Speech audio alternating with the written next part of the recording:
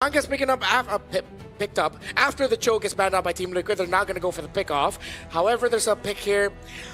Wolf mentioned Leomord. I'm thinking with the Valentina on their side, they can bring back Lucas in the jungle. Yeah, I think you have a really good idea coming in because Lucas has CC immune, and I think Coach Arcadia is foreseeing the Leomord, right? Or even a Hayabusa, both of which get disrupted by the Badang at the end of the day, and we finally get the Farsa right at the very end. I mean, Sanji is probably hands on hits. Why take my Lo Yi? Yeah, they're going for a pretty normal draft actually for Team Liquid. Nothing too unusual, and especially in terms of the jungler picks for Carl TZ. But now we're waiting for Innocent, and Innocent has a lot of his signature options still available for him. Why does he look so vicious while rubbing his nose? Yeah. Like, the game hasn't even started. It's the eyes, man. All right. Gonna pick her for gold. Granger or I don't know, not Beatrix, right? They could if they wanted to. There's pretty decent reason to actually go for it because there's a lot of heroes that actually like scoop. Oh! It's a gold lane Sora. No! What? How? How's this gonna work? B lane. Now their Valentina is in the EXP lane against a Phoveus unless they ask for a switch. Welcome to game number 1. Team Liquid versus Selangor Red Giants. I just gotta say, this is bothering me so much because the Sora can like cancel out the Blazing Duet freely whenever he just has to go for the tank mode.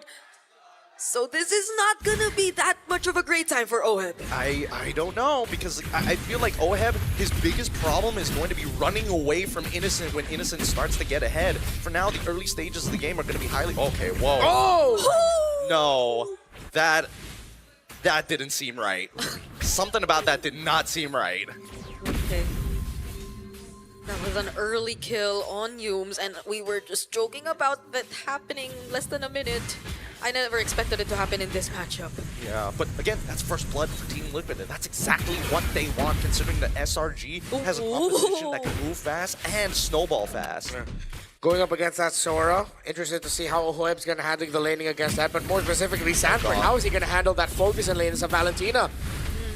Ooh, good usage of the Lethal Wanderer to actually get the splash damage onto Sanji. Let's quickly look at the emblems here, right? Of course, pretty standard all across the board. The only difference being just a cooldown reduction from Sanford's side rather than going for traditional movement speed or extra damage. But look at Innocent. He's going for Temporal Rain. That's kind of crazy considering that Innocent, he wants to be able to chain his abilities together, but if he misses one, it's over. Yeah, and I feel like the Sora on its own already has a relatively low cooldown for the ultimate, so this makes it so much more worthwhile whenever he is on the ultimate. Sanford though, Dark Wave connects, but he still has the flicker and will be able to stay alive. Yeah. You saw Sanford was sticking close to the Lancelot. He was trying to read where the Thorn Rose would be landing. Another Thorn Rose, Sakai's keeping Sanford at bay really well. JP now forced to help and hold. Pretty good so far, but I'm expecting to see Innocent to get involved. Oh my god!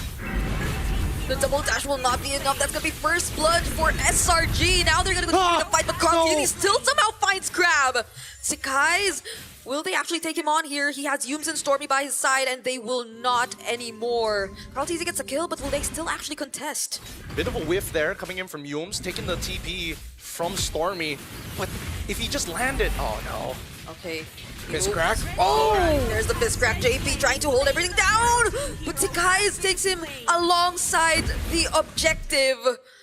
SRG, they seem to be in a really good tempo so far. I don't know. I think it's like desperation requires a trade. If not, they're going to start falling behind and instantly canceling out the... Oh my god. Oh my goodness. Whoa! Forcing out the wings by wings. That was a close call for Sanji.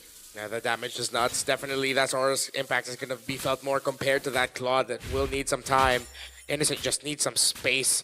And him being able to clear the minion waves faster when the rivers are up means that Sora is going to be an early game problem for Liquid. Now, as it goes on, you realize just how difficult it is for Sanji to deal with the Phoveus, and hence why the move by SRG to suddenly put that Sora in the gold lane by last picking Phoveus to face up with that Valentina means that the Apex Predator, one of the key figures for the lineup of Liquid, is shut down.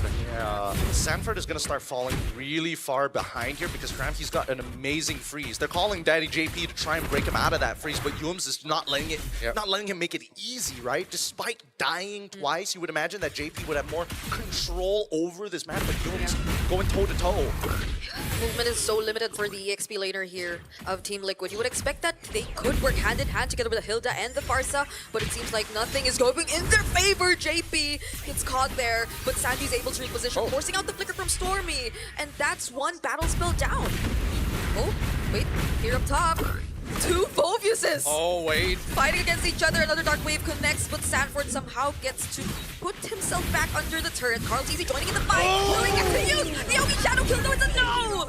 JP and Carl are bursted down by SRG! Great reaction time coming in from Yums. If he was a second late, Carl TZ gets to live there, and so far, Sanford, he has just been eating so much damage, but because of the sacrifice of his team, he manages to even out the gold against Cram, even though those resources are technically trickling down into Sakai's. A fist crack on point. Now SRG gets priority with the turtle. Yums and Stormy now holding the brush. Here comes Yums. Oh, they're going for JP. There's the Thorn Rose. Carl TZ looking for a target, but the flicker cancels it out. Sakai's too uses the puncture, and now there's no way Liquid might actually still try to go for this. Carl TZ has already let go of his objective. Very bold of Skies to actually use the puncture instead of Phantom Execution, but he wants to make sure that he gets it no matter what and still has tools to get back out. This neutral objective, it's kind of whatever, but now Sanford realizes he spots out the yin-yang TP into the back. Wait.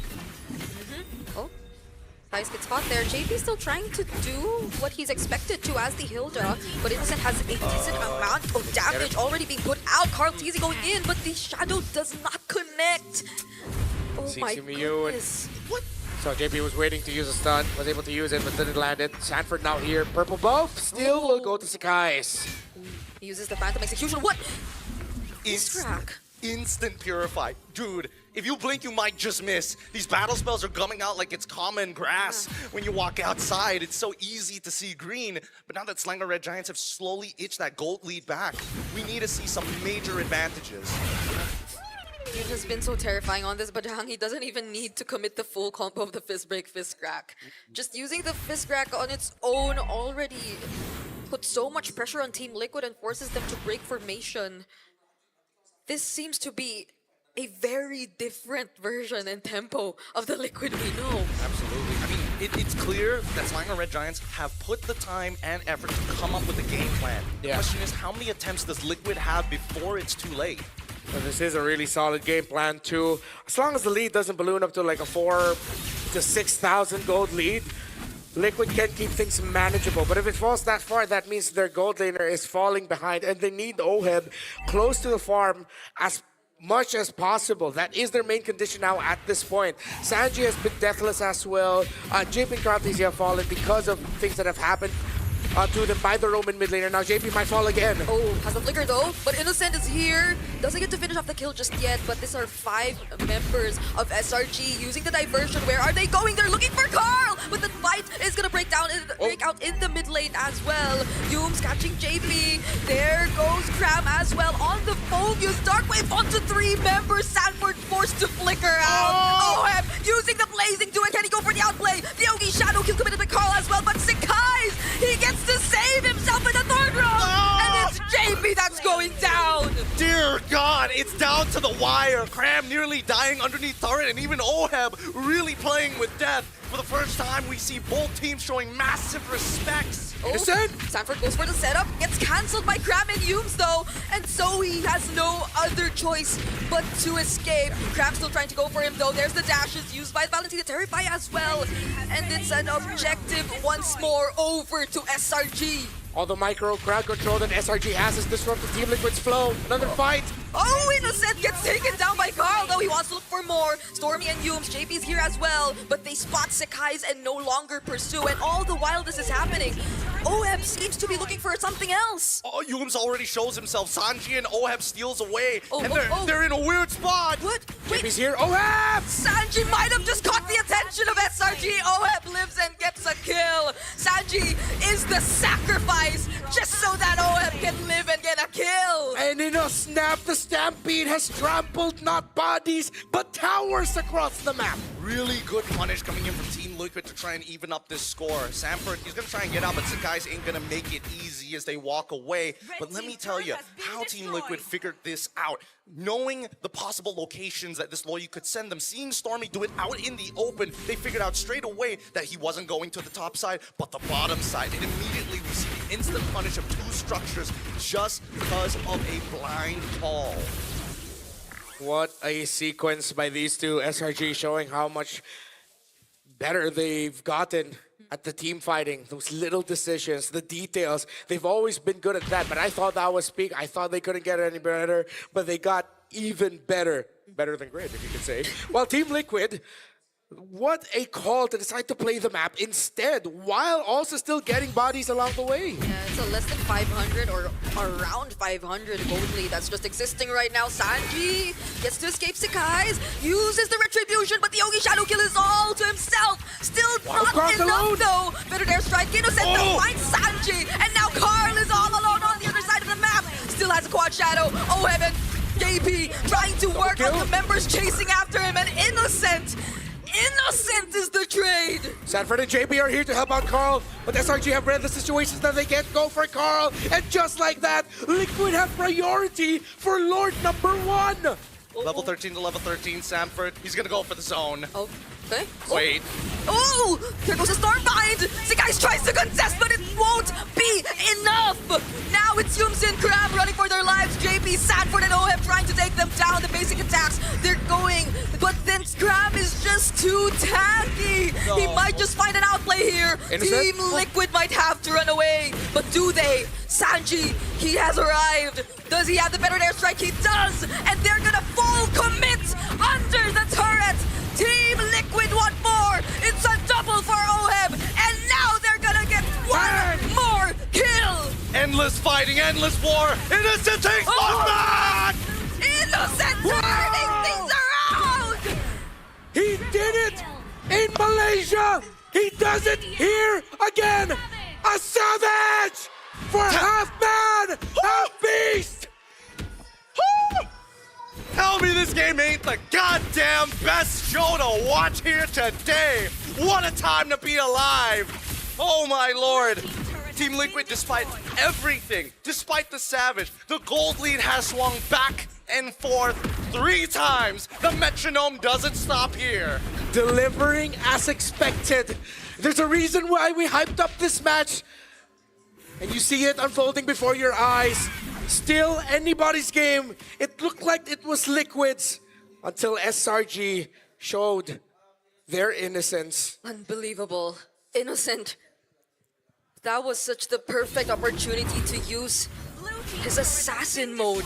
Every single member of Team Liquid has already been damaged and have been significantly low in terms of HP. That's an easy cleanup that they have to be really careful of. I think worse yet. Now I think they really have to start thinking about MR items, right? Sanji has salvaged so many situations with this raw damage, allowing Carl TZ, whether it's him or Sanji, they do good work. Now OHEB has to be extremely careful. Despite having the Trinity build, it doesn't mean that he's safe straight away. If he wants to fall into another type of scenario where he's just eating damage from Innocent, a Winds of Nature is necessary to survive.